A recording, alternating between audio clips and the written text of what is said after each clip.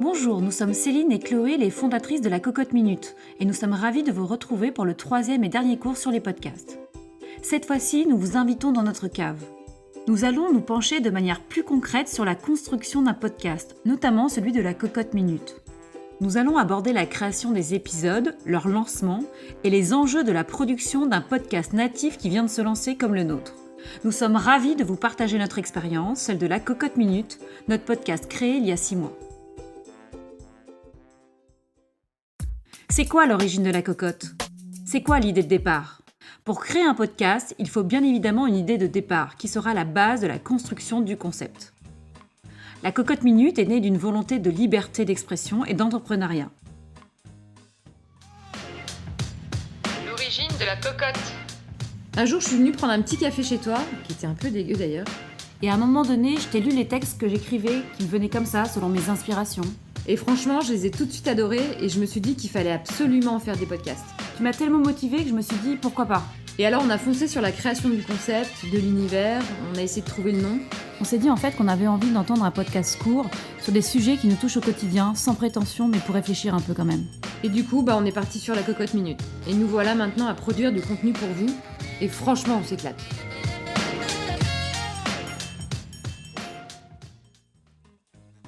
Nous concernant, nous avions plusieurs envies. Se poser des questions, lâcher la pression de nos vies accélérées et proposer un format créatif.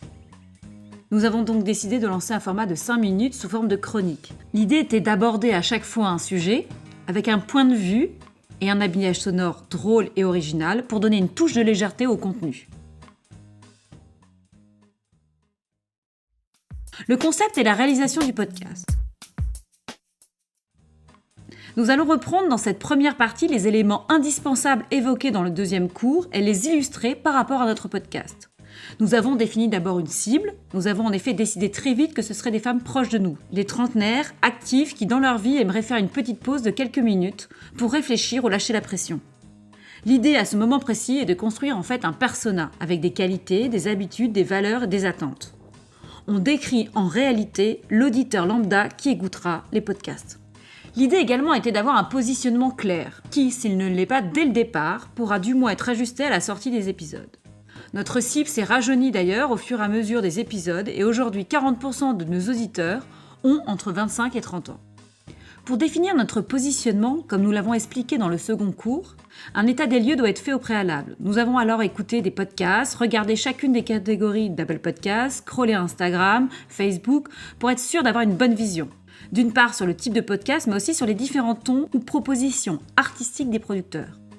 Nous avons également regardé ceux qui étaient en haut des classements, les avis, le nombre d'étoiles, les commentaires. Nous avons aussi essayé de comprendre chaque proposition créative.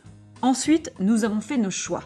De durée, de contenu, de produit, 5 minutes, une écriture piquante, des bruitages humoristiques et intégration parfois d'une petite voix pour agrémenter le contenu. Ah, on parle de moi. Pour avoir un juste équilibre entre nos envies et une position sur un marché. Ce choix étant fait, nous avons bien sûr écrit le concept pour garder une certaine cohérence dans toutes nos propositions et nos contenus. Un podcast court, drôle et décalé pour les trentenaires pressés qui aiment se poser quelques questions et qui souhaiteraient lâcher la pression. Ensuite, nous avons dû choisir le nom. Au départ, nous étions partis sur un personnage qui pourrait exprimer ses interrogations. Très rapidement, nous trouvions cela peu percutant par rapport au positionnement et la ligne édito que nous souhaitions donner à notre podcast. Nous avons préféré choisir un nom plus original, plus impactant et plus décalé que le simple nom d'un personnage. Notre nom devait refléter l'écriture piquante et originale de nos chroniques. C'est le principe même de la création d'une marque ou d'un produit cohérent. Nous devions être parfaitement alignés entre la promesse de notre concept et le produit final. Ce qui nous a particulièrement plu dans le mot cocotte minute, c'est qu'au-delà du fait que tout le monde sait à quoi ressemble une cocotte minute, et les expressions courantes liées à l'objet, notamment l'effet cocotte minute, c'est tout l'univers créatif qui s'ouvre à nous. Un univers facilement déclinable autour de la cuisine, de la poule, de la volaille, du poulailler. Mais également un univers riche en termes de vocabulaire. Nous utilisons par exemple la baseline, un podcast à picorer sans modération. Mais surtout, ce mot colle parfaitement avec notre persona, des trentenaires qui bouillonnent et qui ont envie de lâcher la pression. Par ailleurs, comme nous souhaitions dès le départ ouvrir à d'autres auteurs, l'univers associé à ce mot nous correspondait parfaitement. En effet, nous ne souhaitions pas parler uniquement en notre nom, même si la démarche du podcasteur se doit être authentique pour toucher plus profondément les auditeurs. Bref, vous l'aurez compris, le nom de votre podcast doit être percutant, cohérent avec votre produit. Mais attention, en parallèle de votre réflexion sur votre nom, n'oubliez pas de vérifier sa disponibilité, soit sur le site de l'INPI, soit directement sur des sites d'hébergement tels que One and One, Gandhi, surtout si vous souhaitez créer votre propre site web. Il vous faudra un nom de domaine. Après, si celui-ci est déjà utilisé, il faut vérifier la catégorie où se trouve l'autre nom ou marque. Je vous donne un exemple, si vous lancez un podcast qui s'appelle Poule au pot et que les seules sociétés ou noms qui existent sont des restaurants, le risque sera en effet minime. Certains décideront de déposer le nom comme une marque pour protéger celui-ci. D'autres choisiront une utilisation sans protection, au risque que son nom soit utilisé par un tiers. Pour les noms communs comme couteau, fourchette, il n'est pas forcément nécessaire de les déposer. Pour la cocotte minute, nous avons créé un site web, mais ce n'est pas obligatoire, il vous faut simplement un flux RSS. Le flux RSS, c'est quelque chose qui fait très peur aux podcasteurs qui souhaitent se lancer. En réalité, c'est extrêmement simple. Le flux RSS, on peut le voir comme un fichier de texte, et ce texte, c'est des données, des informations qui correspondent à ton podcast, explique Maxime Piquet de la plateforme d'hébergement Ocha. Certains sites comme SoundCloud vous permettent d'obtenir gratuitement un flux RSS pour la création d'un podcast. En revanche, vous n'aurez pas accès à des analyses poussées de votre audience, comme peuvent proposer par exemple les plateformes payantes telles que Ocha ou Acast. Pour lancer un podcast, sachez que vous n'êtes pas obligé de monter une société. Surtout au départ, tant que vous ne monétisez pas votre podcast. En effet, à partir du moment où vous souhaitez gagner un peu d'argent, il vous faudra monter une structure juridique. Mais rassurez-vous, un simple statut d'auto-entrepreneur, si vous êtes seul, suffit largement dans un premier temps. Quand le nom du podcast est trouvé, le podcasteur devra, comme nous, créer un univers. Nous avons choisi un univers élégant mais créatif. Mais quel est notre univers ? Notre univers, ce sont toutes les images, les mots, les éléments graphiques associés à notre produit. Ce à quoi ils font référence et comment ils peuvent nous permettre de nous différencier. L'univers sera utilisé sur les médias, les réseaux sociaux, le site, mais aussi en print pour certains articles. Pour la cocotte minute, nous ne souhaitions pas utiliser les codes de luxe, mais nous souhaitions un univers un peu décalé qui soit proche du contenu de nos textes. Aussi, nous avons choisi, plus que la cuisine ou la déclinaison de l'image de la cocotte minute, l'univers de la volaille au sens large avec des couleurs comme le noir et le jaune. Les visuels sont choisis avec soin pour chaque épisode ou post sur les réseaux sociaux. C'est un choix de notre part. Certains podcasteurs préféreront quelque chose de plus simple, comme une image basique avec le titre de l'épisode. Pour notre part, nous voulions vraiment un univers plus créatif. L'univers se traduit aussi par les contenus écrits. Ceci invite les podcasteurs à avoir une charte éditoriale. Comme expliqué dans le deuxième cours, un podcast se pense comme un produit. Nous avons choisi pour la cocotte minute, pour notre podcast, de respecter un cadre d'écriture, une page maximum, un sujet, un point de vue et travailler autour des métaphores humoristiques. Nous choisissons également pour le lancement de chaque épisode des textes accrocheurs qui rentrent dans le cadre de notre charte éditoriale. Nos titres sont souvent en décalage avec le contenu de l'épisode. Par exemple, Carton rouge pour tout le monde pour parler des règles, Poule fiction en lice pour la Palme d'Or pour parler de l'accouchement. Ou du moins, nous essayons de les rendre à minima accrocheurs. Nous avons décidé de créer également un site internet. Plus par volonté que par obligation, car encore une fois, cela n'est pas nécessaire au début. Notre site, lacocotte-minute-podcast.com, créé avec l'outil très intuitif Wix, a été totalement pensé dans cet univers. L'univers, enfin, se traduit également par l'habillage sonore et un générique qui introduira tous nos épisodes. Des sites de musique libres de droit et gratuits existent, tels que auboutdufil.com. Le seul risque est que vous n'êtes pas propriétaire du jingle et qu'un autre podcasteur peut avoir le même jingle que vous. Et cela arrive bien plus souvent qu'on ne le croit. Vous pouvez du coup utiliser plusieurs jingles et les mixer afin d'avoir un univers sonore et un jingle qui vous est propre. C'est ce dernier choix que nous avons fait pour la cocotte minute. La cocotte minute. La cocotte minute. Quelle communication nous avons choisi pour les épisodes de la cocotte minute ? Pour la communication sur les réseaux sociaux, certains ne communiquent que sur les épisodes, en mettant que les lancements des extraits audio ou écrits. Certains choisissent au contraire de communiquer autrement, en utilisant plutôt l'univers du podcast.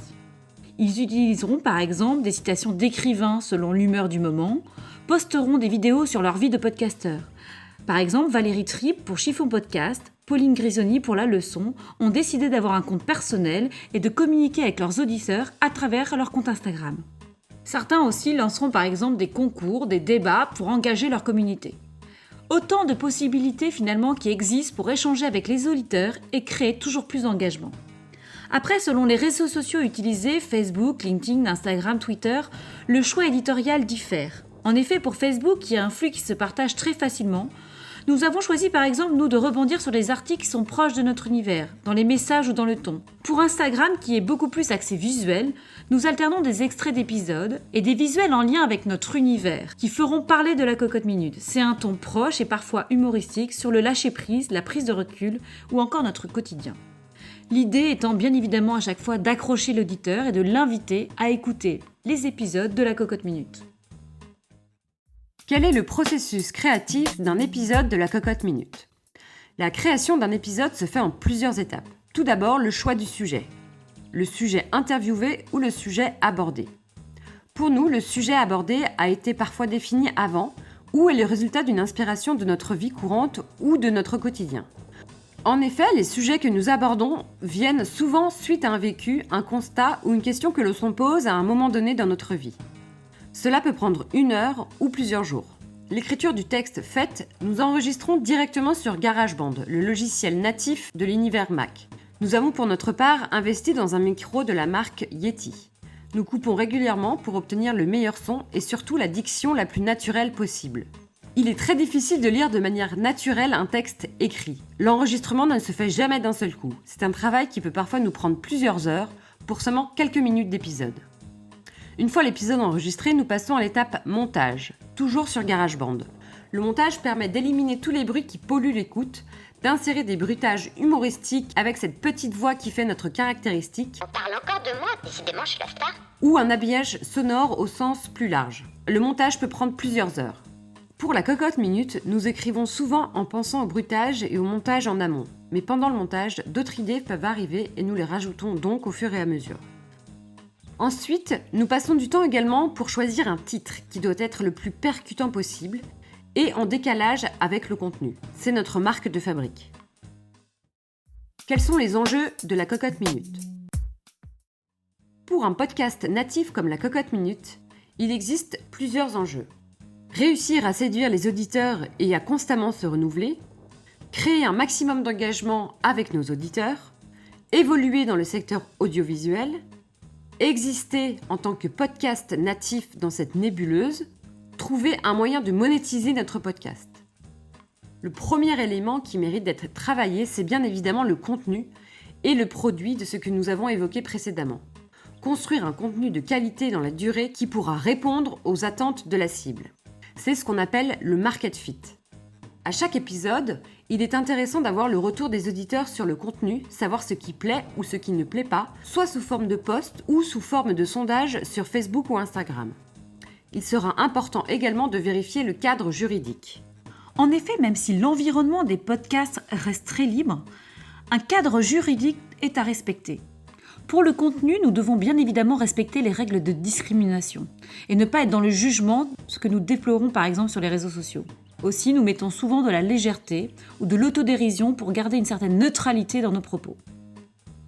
Mais qu'est-ce qu'on peut mettre ou pas dans un podcast ? Le cadre juridique est le droit d'auteur ou le droit audiovisuel au sens large. Est-ce qu'on peut utiliser des extraits de films, de musique ou d'archives ? En matière de citation, la loi est plutôt floue mais l'interprétation très stricte. Lors de la création de votre podcast, il faut absolument respecter le droit des tiers sur des contenus préexistants. La création de votre podcast peut également faire naître des droits à votre profit. 2 types de droits sont susceptibles de porter sur les contenus préexistants. Le droit d'auteur, droit des artistes, interprètes, le droit à l'image des personnes représentées dans le podcast. En effet, des droits de propriété intellectuelle sur le contenu peuvent appartenir finalement à l'auteur, à l'artiste-interprète, au producteur ou même aux organismes de radiodiffusion. Lorsque vous intégrez un contenu protégé dans votre podcast, vous devez également veiller au respect du droit de reproduction dont l'auteur de l'œuvre est titulaire. Ainsi, la simple intégration d'un contenu protégé dans le podcast est une reproduction, donc interdite. Il existe quelques exceptions très encadrées que vous pourrez regarder dans des guides juridiques de podcast ou dans le code de propriété intellectuelle. Mais si on veut utiliser une œuvre, doit-on toujours demander l'autorisation à l'auteur finalement ? La réponse est oui quand la personne est reconnaissable dans le podcast et non si la personne est non reconnaissable dans un public. Mais alors qu'est-ce qu'on protège ou protège pas en cas de création d'un podcast ? Les éléments non protégeables sont les idées, les concepts, Et les éléments protégés, sous condition bien sûr d'originalité, sont les textes écrits et les supports. Pour toutes ces raisons, il est vraiment intéressant de consulter un avocat en propriété intellectuelle ou l'INPI pour se lancer en tant que podcasteur. Mais comment alors on existe dans cet environnement de podcast ? Il est très difficile d'exister dans cet environnement où un podcast se crée chaque jour, où les podcasteurs n'ont pas de vrai retour sur les attentes des auditeurs. Plusieurs possibilités s'offrent à nous.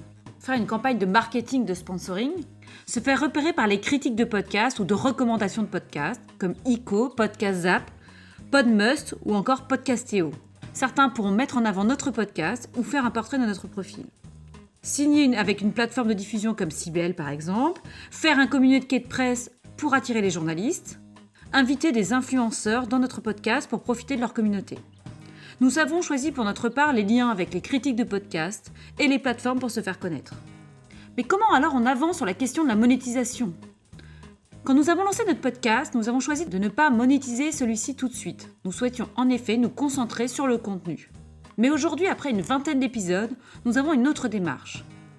Nous allons en effet mettre de la publicité pour rentabiliser les coûts du podcast et potentiellement démarcher aussi des marques pour travailler en marque blanche. Nous avons également créé d'autres concepts que nous souhaitons présenter à toutes les plateformes à la recherche de création originale. La difficulté étant de trouver un positionnement en termes de tarifs, en termes de production sur un marché très évolutif.